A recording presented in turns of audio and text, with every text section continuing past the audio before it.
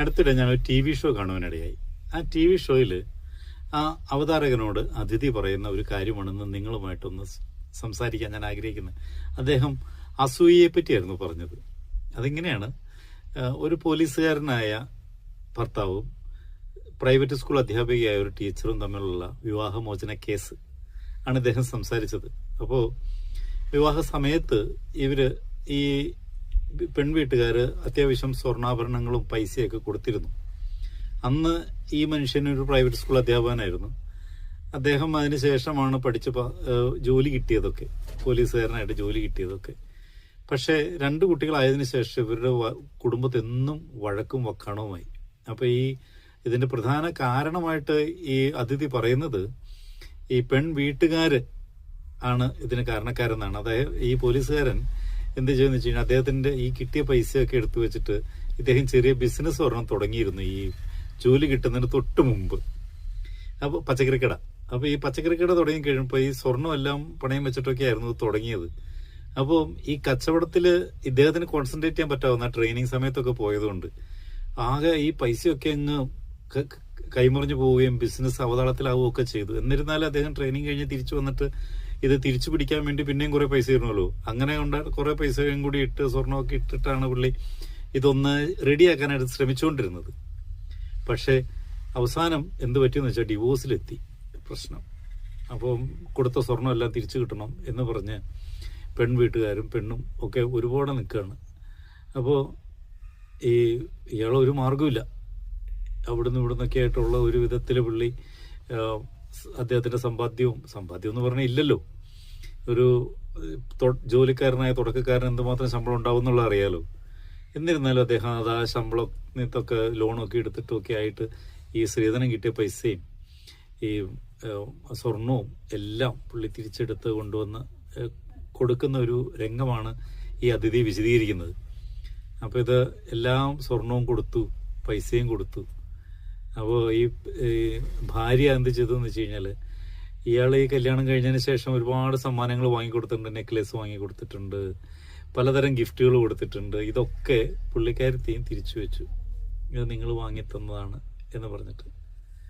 അപ്പോൾ ഈ മനുഷ്യൻ എല്ലാം തീർന്നല്ലോ, ഒപ്പം വെച്ച് കഴിഞ്ഞപ്പോൾ ഈ 2 കുട്ടികളെ ഭാര്യയോടൊപ്പം നിൽക്കാനാണ് ഓർഡർ ആയത്. അപ്പോൾ അങ്ങനെ കൊച്ചു കുട്ടികളാണല്ലോ. അങ്ങനെ അപ്പോൾ എന്ത് ചെയ്യണമെന്നറിയാതെ ഇങ്ങനെ നിൽക്കുകയാണ്.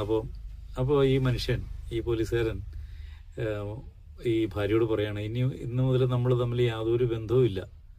എന്നിരുന്നാലും എന്നെ ഒരു സഹോദരനായിട്ടെങ്കിലും കാണണം കേട്ടോ. എന്ത് ആവശ്യമുണ്ടെങ്കിലും വിളിച്ചാൽ മതി, ഞാൻ അപ്പം തന്നെ ഓടി എത്തിക്കോളാം. എന്ത് പ്രശ്നത്തിനും, ഇപ്പോൾ കുട്ടികളുടെ കാര്യമാണെങ്കിലും എന്ത് ആവശ്യത്തിനും എന്നെ വിളിക്കണം കേട്ടോ. ഒരു സഹോദരന്റെ സ്ഥാനമെങ്കിലും തരണം എന്ന് പറഞ്ഞു.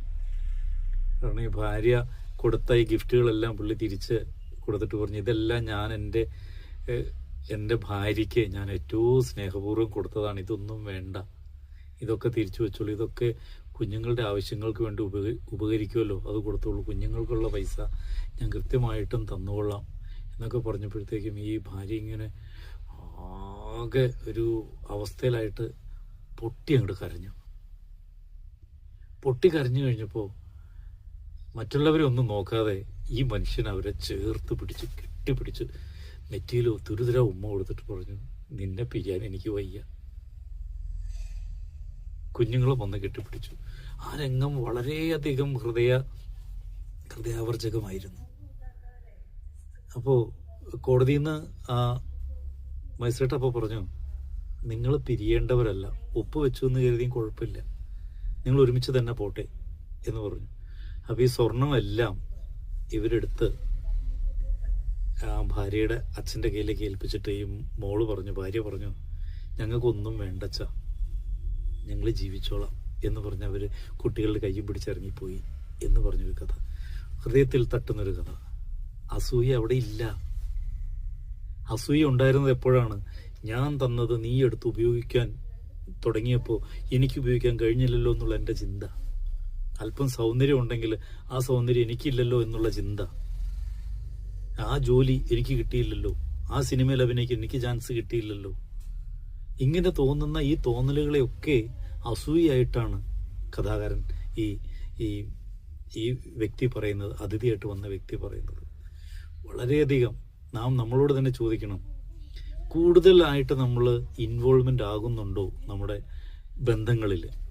സുഹൃത്തുക്കളോടായാലും ഭാര്യയോടായാലും കുടുംബ ബന്ധങ്ങളിലായാലും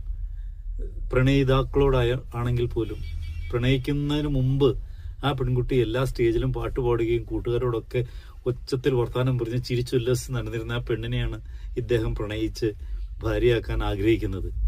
പ്രണയം തുടങ്ങിയാൽ പിന്നെ ആ പെൺകുട്ടിക്ക് പാടാനുള്ള അവകാശമില്ല. കാരണം ഇദ്ദേഹത്തിന്റെ സ്വന്തമായി മാറി.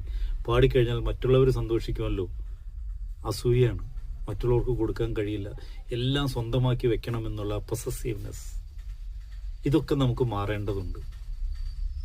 പൊസസീവ്നെസ് കുറച്ചു കൊണ്ടുവന്ന് ബന്ധങ്ങളിലെ ആഴം കൂട്ടിയെടുത്ത് പരസ്പര സ്നേഹവിശ്വാസ ബന്ധനം, അതാണ് വേണ്ടത്.